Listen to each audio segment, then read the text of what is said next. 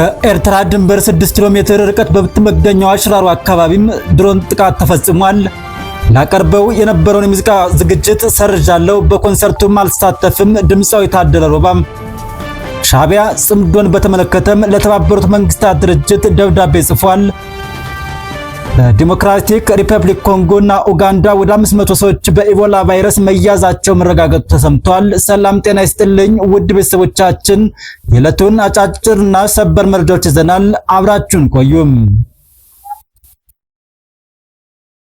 ቀዳሚ ወዳደረግነው መረጃ ስናልፍ ከኤርትራ ድንበር 6 ኪሎ ሜትር ርቀት በምትገኘው ገመሃሎ ወይም ሽራሮ አካባቢ ዛሬ አዳሩን ከሌሊት 6 ሰዓት ጀምሮም የድሮን ጥቃት መፈጸሙ ተረጋግጧል። የድሮን ጥቃት ከተፈጸመ በኋላም ለረጅም ጊዜ ፍንዳታና ቃጠሎ ተፈጥሮ እንደነበርም የታወቀ ሲሆን በገመሃሎ አካባቢ የህወሓት አርሚ 13 በስፋት የሚንቀሳቀስበት ቀጠና ሲሆን ጥቃቱ የተፈጸመው ግን በጦር መሳሪያ መጋዘን ላይ ሳይሆን እንዳልቀረም የወጣው መረጃ ያመለክታል። ጥቃቱ የተፈጸመው የህወሓት አርሚ 13 ኮር 1 በ27 ተሽከርካሪዎች ሎጂስቲክስ መሳሪያና ተተኳሽ ጭነው እየተጓዙ በነበረ ወቅት መሆኑን የአካባቢው ነዋሪዎች ተናግረዋል። በአካባቢው የመረጃ ምንጭ ገለጻም ድንገት በተፈጸመ ድሮን ጥቃት 5 ተሳቢ መኪናዎች፣ 2 ወታደራዊ ተሽከርካሪዎች ወይም ኦራል እናም 4 ፒክአፕ መኪኖች ላይ ከፍተኛ የንብረት ውድመት መድረሱም ታውቋል። በርካታ የሰራዊት አባላት ቆስለዋል። የቆሰሉትም በሽራሮ በሽሬና በመቀሌም ወደሚገኙ ሆስፒታሎችም እንደተወሰዱ ገልጸዋል። የሞቱት አስክሬን እየተሰበሰበ ነው፣ 26ም በጅምላ ተቀብረዋል ሲሉም አክለው ገልጸዋል። ጥቃቱን ተከትሎም በሰልፍ ሲጓዙ የነበሩ ወታደሮች እየተበታተኑ ሲሆን ወታደራዊ መሪዎቹም አሁንም የተበተኑትን አባላት ለመሰብሰብና ለማዋሃድ 2 የፍተሻ ጣቢያዎችን እያዘጋጁ መሆኑን የወጣው መረጃ ያመለክታል። ጥቃቱ የተፈጸመበት አካባቢም በጸጥታ ኃይሎች መከበቡ የታወቀ ሲሆን እስካሁን ድረስ ከመንግስትም ሆነ ከትግራይ ክልላዊ መንግስት ጎን ምንም አይነት ተጨማሪ መግለጫ አልተሰጠም። ከሰሞኑ በታጣቂዎች በምስራቅ አርሲ በክርስቲያኖች ላይ ተፈጸመውን የጅምላ ጭፍጨፋም ተከትሎም በዛሬው ዕለት እየተዘጋጀ የሚገኘውን የአርሰናል ፋንስ ወይም የአርሰናል ዋንጫ መብላትን በተመለከተ የተዘጋጀ የነበረውን ኮንሰርት እንደማይታደምም ድምጻዊ ታደለ ሮባ ገልጿል። ድምጻዊ ታደለ ሮባም ባስተላለፈው መልእክት ላቀርበው የነበረውን የሙዚቃ ዝግጅት ሰርዣለሁ፣ በኮንሰርቱም አልሳተፍም ያለም ሲሆን በመጀመሪያም አርሲ በወገኖቻችን ላይ በደረሰው የሞት አደጋ መሰማኝን ሐዘን እየገለጽኩ ሐዘን የደረሰባችሁ የአካባቢ ኖሮች እንዲሁም ለመላው ኢትዮጵያ ሕዝብ ፈጣሪ መጽናናቱን እንዲሰጠን እየጸለይኩ በዛሬው ዕለት በአዲስ አበባ ስታዲየም ላቀርብ የነበረውን የሙዚቃ ዝግጅት መሰረዜንና በኮንሰርቱም እንደማልሳተፍ መሆኔን በትህትና ገልጻለሁ ሲልም መልእክቱን በማህበራዊ ትስስር ገጹ አስፍሯል። በስተመጨረሻም ለኢቨንቱ አዘጋጆች ለተፈጠረው ነገር እጅግ ይቅርታ ጠይቃለሁ ሲልም መልእክቱን አስተላልፏል።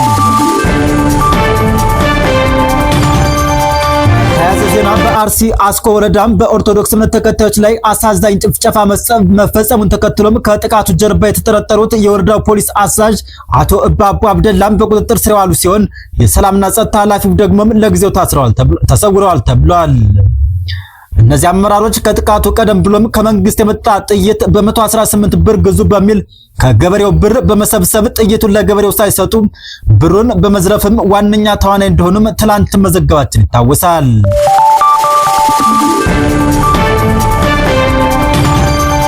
ወደ ሌላኛው አነጋጋሪ መረጃ ስናልፍ በቅርቡ በመቀሌ የተመሰረተ ስለተባለው ጽምዶም ሌላ አነጋጋሪ መረጃ ተሰምቷል። ሻዕቢያም ጽምዶን በተመለከተም ለተባበሩት መንግስታት ድርጅት ደብዳቤ መጻፉ የታወቀ ሲሆን ከ2 ሳምንታት በፊት ጀነራል ተሾመ ገመቹም ከኢቲቪ ጋር ባደረጉት ቆይታም ጽምዶ የተባለ ጸረ ሉዓላዊነት ስብስብ ዓላማው ኢትዮጵያን መበጥበጥ ነው ሲሉም ስጋታቸውን ገልጸው ነበር። ይህን ክስተት በተመለከተም የሻዕቢያ መንግስት ለተመድ አነጋጋሪ ደብዳቤ ጽፏል።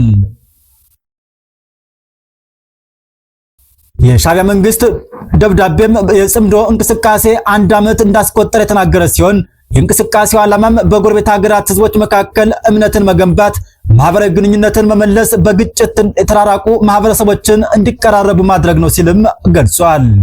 ሻዕቢያ ይህን ይበል እንጂ እንደ ዘ ኢኮኖሚስት እና አፍሪካን ኢንተለጀንስ ያሉ ዓለም አቀፍ ሚዲያዎች ጽምዶ የህግ ደፍና ህወሓት አመራሮች የጀመሩት ግንኙነት የህዝብ ለህዝብ ግንኙነት ለመፍጠር ያለመ ሳይሆን ፖለቲካዊና ወታደራዊ እንደሆነም የተለያዩ ማስረጃዎችን በማቅረብም ሲሞግቱ ተመልክተናል። ሻዕቢያ በበኩሉም ለተመድ በጻፈው ደብዳቤም ጽምዶ ድንበር ላይ ባሉ ህዝቦች መካከል እየተፈጠረ ያለ ህዝብ ለህዝብ ግንኙነት ስለሆነም ተመድ እንደ አርአያነት ሊያው ይገባል ሲል አጽንኦት ሰጥቷል።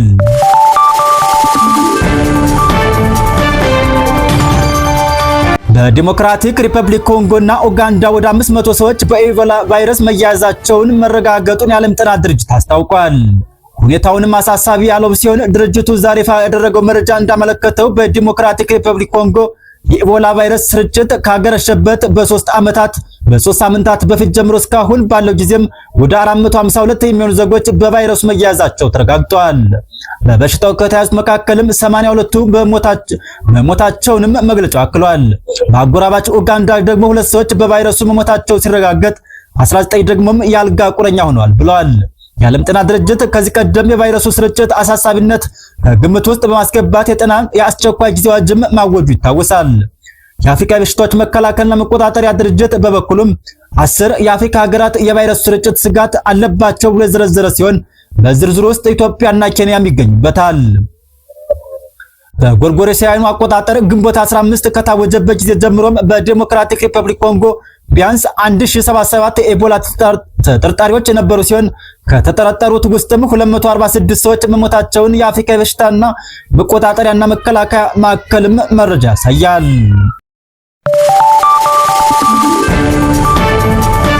የተባበሩት መንግስታት ዓለም ለከፍተኛ ሙቀት እንዲዘጋጅ አሳስቧል።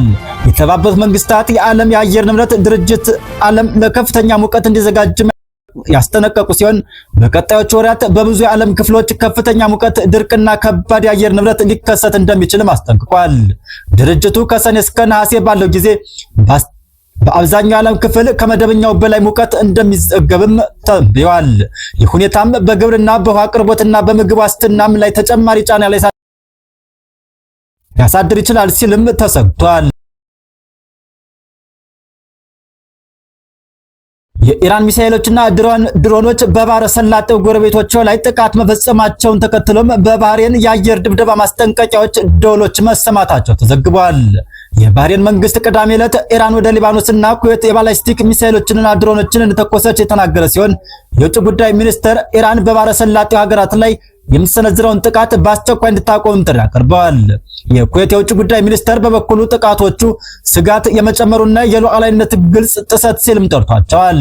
የኩዌት መንግስት ሀገሩን ከጥቃት የመከላከል መብት የጠበቀ መሆኑን አስታወቅም ሲሆን እንደ ፈረንሳዩ የዜና ምንጭ አዣንስ ፍራንስ ፕሬስ ዘገባም መግለጫዎቹ የተሰጡት የዩናይትድ ስቴትስ ጦር አርብ ዕለት ወደ ሆርሙዝ የባህር ወሽመጥና የባህረ ሰላጤው አረብ አጋሮች የተወረወሩትን የኢራን ባላስቲክ ሚሳኤሎችንና ድሮኖችን መጥቶ መጣሉን ከተናገረም ከሰዓታት በኋላ ነው። የአሜሪካ ጦር አክሎም የኢራን እስላማዊ ሪፐብሊክ የባህር ዳርቻ የክትትል ራዳር ጣቢያዎችን መጥቷል። ይህም ከቴህራን ጋር የተካሄደውን የተኩስ አቁም ስምምነት የበለጠ እንዲጨናገፍ ያደርገዋል ብሏል። ጥቃቱ የተፈጸመውም የትራምፕ አስተዳደር ኢራን ግጭቱን ለማስቆም ስምምነት እንድታደርግ ጫና እያሳደረ ባለበት ወቅት ሲሆን የአሜሪካ ማዕከላዊ እዝ አርብ ምሽት ባወጣው መረጃም ኢራን 7 የባላስቲክ ሚሳኤሎችን ወደ ኩዌትና ባህሬን ተኩሳ የአሜሪካ ጦር 6ቱን ማክሸፉንና 7ኛው ደግሞም ኢላማውን መሳቱንም አስታውቀዋል። ውድ የተራራ ሚዲያ ቤተሰቦች ለዕለቱ የነበሩን ያዘጋጀናቸው አጫጭርና ሰበር መረጃዎች እነዚህ ነበሩ። አብራችሁን ስለነበራችሁ እናመሰግናለን።